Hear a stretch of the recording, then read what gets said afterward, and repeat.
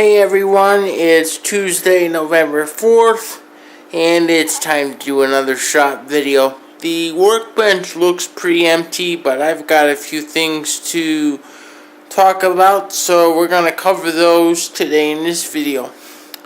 First thing I want to talk about is, finally, you don't see a large HP color LaserJet on the bench anymore.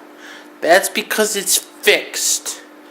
What happened was I had to call the Hewlett-Packard technical support phone line, which I was dreading, and I got your typical Indian tech support agent, and we went through some stuff. I let him access the subject computer remotely after receiving permission to do so from the client, and we found out that the Windows print spooler file had become corrupt.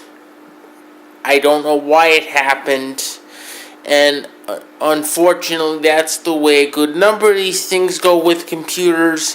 Things happen and you're not exactly sure why they happened, but now you have to correct them. And that's what happened with this Windows print spooler. The only way that I could correct it was to do a complete system refresh of Windows 8. This is not a format, it is something else. If you've ever done repair installs under Windows XP, that's what this system refresh is similar to. Major pain in the butt getting all the customizations that I did reinstalled onto the machine and all the security reinstalled onto the machine. But after I was done, the printer was working. So that project is completed and is now out of the shop. The second thing I'd like to discuss very quickly is yesterday I had a project come in here. I had a customer come in here with a virus on his laptop. I want to say it was more like a piece of junkware. It was PC Speed Fix, if I remember the name correctly. Very easy to remove, but very annoying for the client, as it continually puts up a big window on your screen nagging you about how many registry errors you have and how much supposed malware you have and so on and so forth.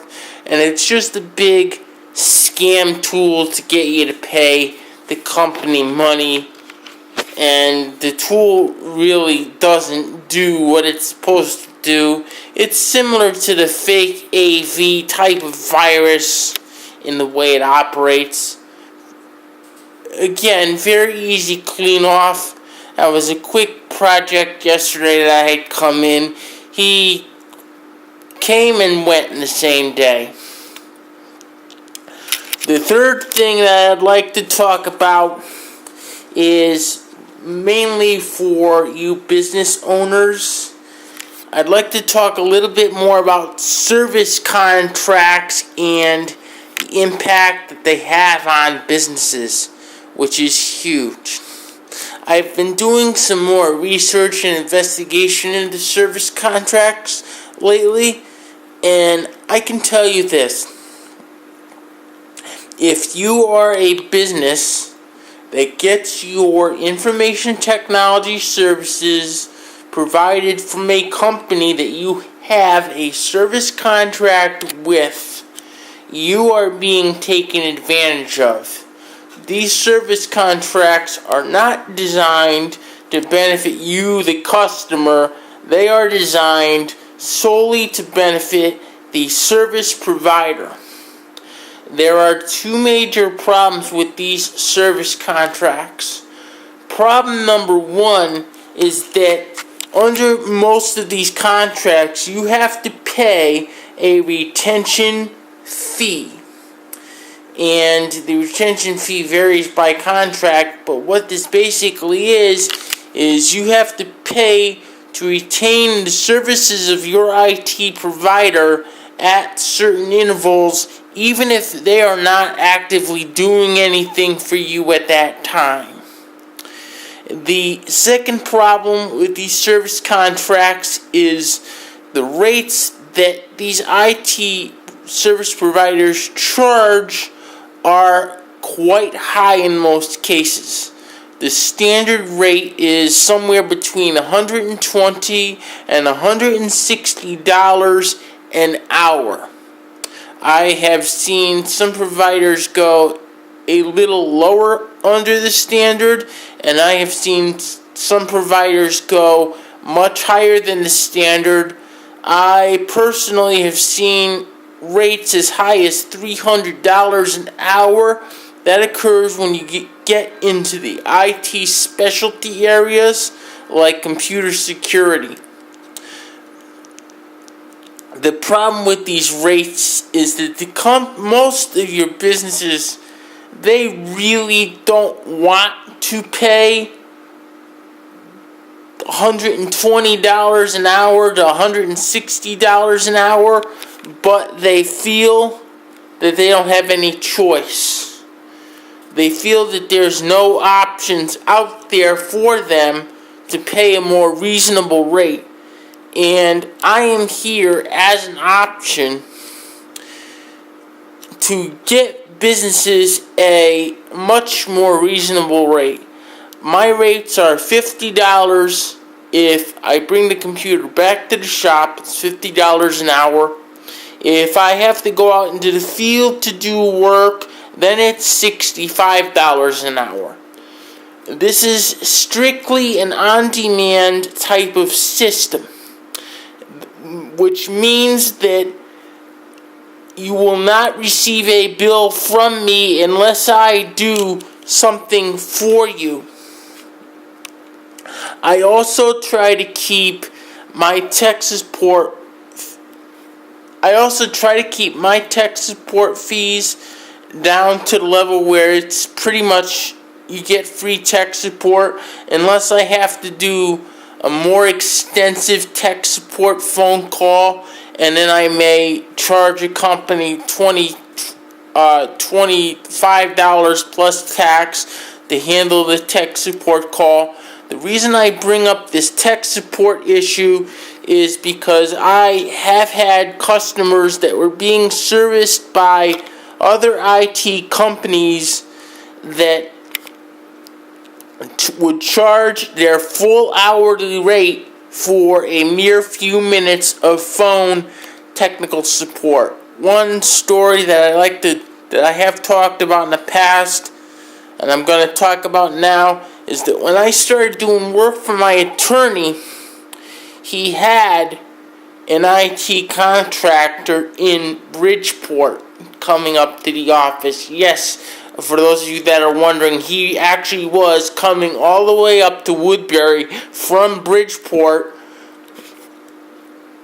to service the machines, and his rate was $120 an hour.